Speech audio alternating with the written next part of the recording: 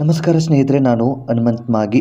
Big boss ಮನೆಗೆ wild card entry ಆದ ಬಳಿಕ ಅಂದರೆ 3 ಜನ ಸ್ಪರ್ಧಿಗಳು ಬಂದ ಬಳಿಕ ಬಿಗ್ ಬಾಸ್ ಮನೆಯಲ್ಲಿ ಕೆಲವೊಂದಿಷ್ಟು ಜನ ಅಳೋದಕ್ಕೆ ಪ್ರಾರಂಭಿಸಿದ್ದಾರೆ. ಈ ಹಿಂದೆಯೂ ಕೂಡ ನೀವು ಧ್ರುವ ಅವರು ಅಳುವಂಥದ್ದನ್ನು ಗಮನಿಸಿದ್ದೀರಿ ಅಂತ ಅಂದ್ಕೊಳ್ತೀನಿ. ಈಗ ಜಾನ್ವಿ ಅವರು ಕೂಡ ಅಳೋದಕ್ಕೆ ಪ್ರಾರಂಭಿಸಿರ್ತಕ್ಕಂಥದ್ದು. ಇದಕ್ಕೆ ಅಸಲಿ ಸತ್ಯಾಸತ್ಯತೆ ಏನು ಎಂಬುದನ್ನು ಒಂದಿಷ್ಟು ಅಂದಾಜಿಸ್ತಾ ಹೋಗೋಣ. ನೀವೇನಾದರೂ ಮೊದಲ ಸಲ ನಮ್ಮ ಚಾನಲ್ ನೋಡ್ತಾ ಇದ್ದರೆ ಈ ಕೂಡಲೇ ಸಬ್ಸ್ಕ್ರೈಬ್ ಮಾಡಿ, ಹೆಚ್ಚಿನ ವಿಡಿಯೋಗಳಿಗಾಗಿ ನೋಟಿಫಿಕೇಶನ್ ಬೆಲ್ ಐಕನ್ ಕೂಡ ಕ್ಲಿಕ್ ಮಾಡಿಕೊಳ್ಳಿ. ಸ್ನೇಹಿತರೆ, ನೇರವಾಗಿ ವಿಷಯಕ್ಕೆ ಬಂದ್ಬಿಡೋಣ.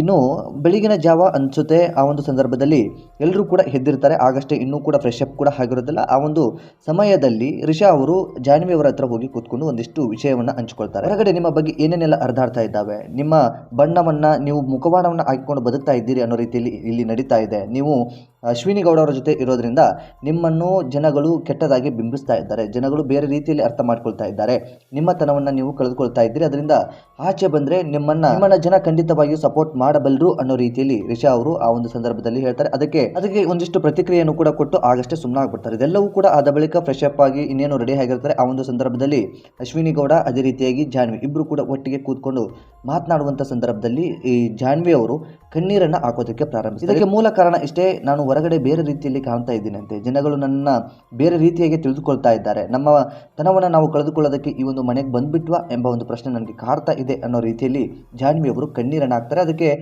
ಅಶ್ವಿನಿ ಗೌಡ ಅವರು ಹೇಳ್ತಾರೆ, ಈ ಮನೆಯಲ್ಲಿ ಯಾರು ಕೂಡ ತಪ್ಪೇ ಮಾಡಿಲ್ವಾ, ಎಲ್ಲರೂ ಕೂಡ ತಪ್ಪು ಮಾಡಿದ್ದಾರೆ, ನಾವಷ್ಟೇ ತಪ್ಪು ಮಾಡಿಲ್ಲ ಅನ್ನೋ ರೀತಿಯಲ್ಲಿ ಅಶ್ವಿನಿ ಗೌಡ ಅವರು ಅವರಿಗೆ ಸಮಾಧಾನವನ್ನು ಕೂಡ ಮಾಡುವಂತಹದ್ದು. ಈ ರೀತಿಯಾದಂಥ ಒಂದು ಪ್ರೊಮೋ ಈಗ ಬಿಗ್ ಬಾಸ್ನವರು ಅಪ್ಡೇಟ್ ಮಾಡಿರ್ತಕ್ಕಂಥದ್ದು. ಸೊ ಅದೇನೇ ಇರಲಿ, ಕೆಟ್ಟ ಮೇಲೆ ಬುದ್ಧಿ ಬಂತು ಅನ್ನೋ ರೀತಿಯಲ್ಲಿ ಆಗೋದಕ್ಕಿಂತ ಇವರು ಈಗಾಗಲೇ ಸಮಾಜದ ಪರವಾಗಿ ನಿಂತ್ಕೊಂಡಿರ್ತಕ್ಕಂಥವ್ರು, ಸಮಾಜಕ್ಕೆ ಒಳ್ಳೆಯದನ್ನು ಮಾಡಬೇಕು ಅಂತ ಅಂದುಕೊಂಡು ಜೀವನವನ್ನು ಆರಂಭಿಸಿದವರು. ಒಬ್ಬರು ಹ್ಯಾಂಕರ್, ಇನ್ನೊಬ್ಬರು ಅಶ್ವಿನಿ ಗೌಡ ಅಂತಂದರೆ ಕನ್ನಡ ಪರ ಹೋರಾಟಗಾರ್ತಿಯಾಗಿ ಕಾಣಿಸಿಕೊಂಡಿರ್ತಕ್ಕಂಥವ್ರು.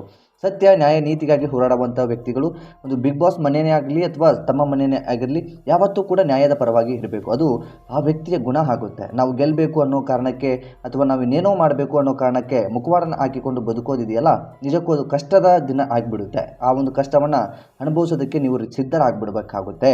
ಹಾಗಾಗಿ ಈ ಬಿಗ್ ಬಾಸ್ ಮನೆಯಲ್ಲಿ ನೀವು ಒರಿಜಿನಲ್ ಏನಿದೆ ನಿಮ್ಮ ಕ್ಯಾರೆಕ್ಟರ್, ಆ ಒಂದು ಕ್ಯಾರೆಕ್ಟರಲ್ಲಿ ನೀವಿದ್ರೆ ನಿಮ್ಮನ್ನು ಜನಗಳು ಇಷ್ಟಪಡ್ತಾರೆ. ಒರಿಜಿನಲ್ ಕ್ಯಾರೆಕ್ಟರಲ್ಲಿ ಇವ್ರು ಏನಿದ್ದಾರೆ ಅಥವಾ ಇವರ ಒಂದು ಒರಿಜಿನಲ್ ಕ್ಯಾರೆಕ್ಟರ್ ಏನಿದೆ ಹೊರಗಡೆ, ಆ ಕ್ಯಾರೆಕ್ಟರಲ್ಲಿ ಇದ್ರೆ ಜನಗಳು ಇವ್ರನ್ನ ಖಂಡಿತವಾಗಿಯೂ ಇಷ್ಟಪಡ್ತಾರೆ ಅಂತ ನಾನು ಹೇಳೋದಕ್ಕೆ ಇಷ್ಟಪಡ್ತೀನಿ. ಸೊ ಇನ್ನು ಅದೇ ರೀತಿಯಾಗಿ ಜಾನ್ವಿ ಅವರು ಕಣ್ಣೀರು ಹಾಕಿದ ನಂತರ ಅಲ್ಲಿ ರಕ್ಷಿತಾ ಅವರು ಕೂಡ ಬರ್ತಾರೆ. ಅಂದರೆ ರಕ್ಷಿತಾ ಆ ಮಗು ಕೂಡ ಬಂದು ಕೂತ್ಕೊಳ್ತಾಳೆ.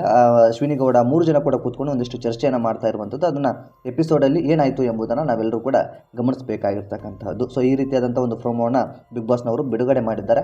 ಸೊ ಈ ಒಂದು ಪ್ರೋಮೋದ ಬಗ್ಗೆ, ಈ ಒಂದು ವಿಷಯದ ಬಗ್ಗೆ ಅಥವಾ ಜಾನ್ವಿ ಅವರು ಕಣ್ಣೀರು ಹಾಕಿರೋದ್ರ ಬಗ್ಗೆ ನಿಮಗೇನು ಅನಿಸುತ್ತೆ ಕಮೆಂಟ್ ಬಾಕ್ಸಲ್ಲಿ ಮೆನ್ಷನ್ ಮಾಡಿ. ನೀವೇನಾದರೂ ಮೊದಲ ಸಲ ನಮ್ಮ ಚಾನಲ್ ನೋಡ್ತಾ ಇದ್ದರೆ ಅಥವಾ ನಮ್ಮ ಚಾನಲ್ನ ಸಬ್ಸ್ಕ್ರೈಬ್ ಮಾಡಿಕೊಳ್ಳೋದ ವಿಡಿಯೋನ ನೋಡ್ತಾ ಇದ್ದರೆ ಈ ಕೂಡಲೇ ಸಬ್ಸ್ಕ್ರೈಬ್ ಮಾಡಿ, ಗಂಟೆ ಬಟನ್ ಕೂಡ ಕ್ಲಿಕ್ ಮಾಡಿಕೊಳ್ಳಿ. ಆದಷ್ಟು ಈ ಒಂದು ವಿಡಿಯೋನ ನಿಮ್ಮ ಫ್ರೆಂಡ್ಸ್ ಹಾಗೂ ಫ್ಯಾಮಿಲಿಗೂ ಕೂಡ ಶೇರ್ ಮಾಡಿ. ಮತ್ತು ಮುಂದಿನ ವಿಡಿಯೋದಲ್ಲಿ ಸಿಗೋಣ. ನಮಸ್ಕಾರ.